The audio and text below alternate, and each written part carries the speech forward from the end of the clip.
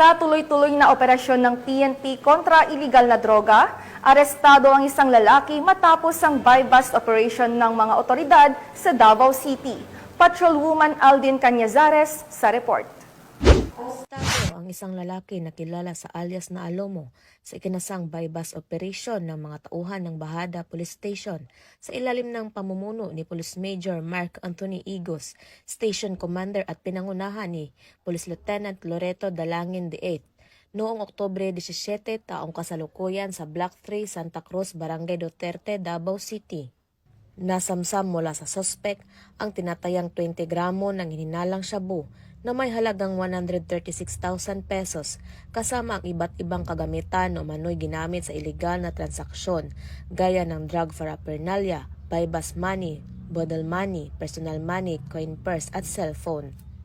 Ang operasyon ay sinagawa sa koordinasyon ng Philippine Drug Enforcement Agency bilang bahagi ng pinaigting na kampanya laban sa iligal na droga sa lungsod. Ang suspect ay kasalukuyang nasa kustodiya ng Bahada Police Station at naharap sa kasong paglabag sa Republic Act 9165 o Comprehensive Dangerous Drugs Act of 2002.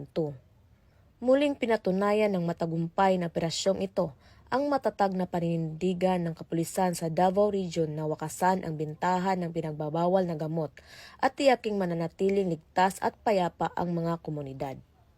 Mula dito sa Police Regional Office 11, ako ang inyong PNN correspondent, Patrolwoman Aldin Cañazares, alagad ng batas, tagataguyod ng Balitang Pulis.